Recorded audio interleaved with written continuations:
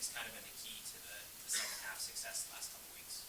Yeah, I mean, I think we've done a good job just making adjustments throughout the game and at halftime especially, and then just when we come off the field, we're just taking it series by series and moving on right after the last series. So I think that's been huge. Nick, you had were out of the fight written on your tape, and some of the other guys did as well. I guess how did that kind of come about? What's that mean to you guys in body that? Yeah, I mean, it's something that I just kind of started writing on my arm, and we just kind of, as a house, like the people I live with, just kind of like that saying, that mantra. So I just wrote it on my arm, Indiana, and then just kind of started saying it on the sideline to just speak it into existence, I guess. And then it's kind of picked up. A lot of other guys on the team like it, so we're going to keep rolling with it. I saw you after the game. You seeked out some full linemen. They're probably friends with a lot of those guys, and they've had ups and downs. But how much are you, even though they're not on your side of the ball, how much are you want to communicate that to them and be a leader to them too? Yeah, I mean, I think that's really huge, offense and defense communicating as well as special teams, because we're a team, and I think when the defense is coming off and I got guys like Brew and Travis motivating me and like telling me they got my back, and and then they come off, we do the same for them. I think it just breeds confidence in the people, so it's definitely a big thing.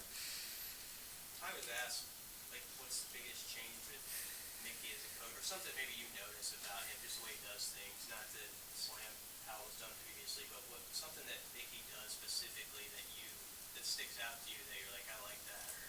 Yeah, I mean, I just say his energy he brings every day is huge, and it's contagious.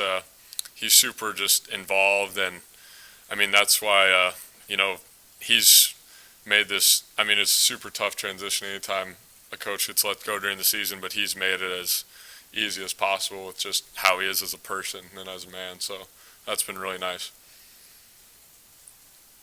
When the defensive line is kind of plugging those holes in the run game, it makes your job a lot easier. So what have you kind of seen from them the last couple weeks? Yeah, I mean, those guys they've been playing with their hair on fire, and yeah, I mean, anytime you have linebackers that are free or linebackers making tackles, it's a direct correlation to them playing well. Like Ty Robinson might not have any tackles or one or two tackles in the game, but he could have played lights out, and not a lot of people wouldn't recognize that. But yeah, I mean, those guys they've been balling out, and I mean, it's gives us as a defense a lot of confidence. First drive of the game, they scored a touchdown. After that, only 6 points.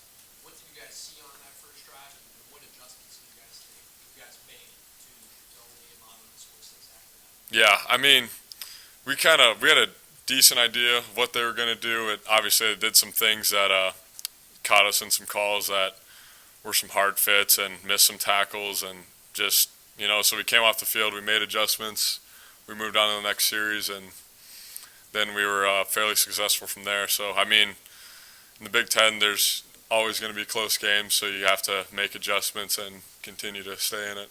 Vaughn's not exactly a rookie out there, but getting a lot of playing time, especially when Reimer's injured. What have you seen out of him this year, and just where he's at as a player? Yeah, I mean, Vaughn and CK, they're two of the most unselfish, hardworking guys that I've ever met in my life, honestly, and that's why when they get their opportunities and they go in, they do really well.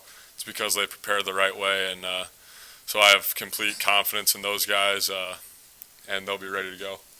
What about Purdue? I mean, just their offense in general. How O'Connell, a year ago, you got a pretty good look at him and what he did to you. What jumped out about that, and how do you go at this guy?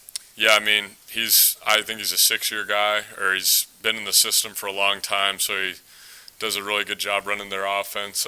Their offense does a lot of unique and different stuff with how they, spread the ball around, and they also have a good run game, which isn't talked about a lot. But I mean, yeah, it's a big challenge for us defensively, so we're just going to take it moment by moment and prepare really hard this week, like we do every week. Your tight ends, I know they've had great receivers. You guys have tended to handle their receivers pretty well. Their tight ends have been a problem. What do they do with their tight ends is challenging? Yeah, I mean, they do a lot of different variations of 12 and 11 personnel, and I just say they do a good job, mixing up their route combinations and running some pretty tough routes to match up. So, I mean, we're going to probably see a couple routes that we've never seen in practice, and it'll be about running around and playing our rules.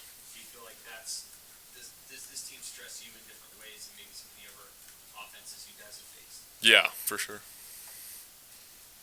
Coach Joseph talked about toughness, and harped on that.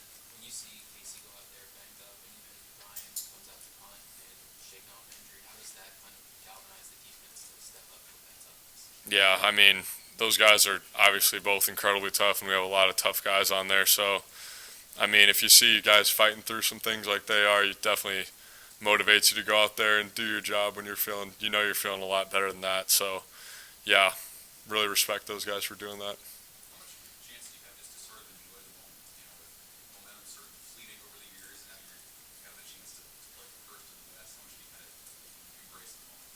Yeah, I mean, it's definitely been some good feelings after the games the last 2 weeks.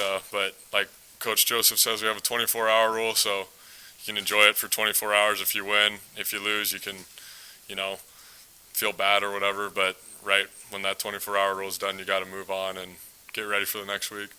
Hey, how do you like the change in practice schedule when you get Mondays off? What maybe that benefit you? Yeah, I mean, I'm a big fan of it for sure. I think it just keeps guys a lot healthier, honestly, and then really helps just coming in Sunday instead, and then you can really put the game to bed, whether it was good or bad, and then move on to the next one.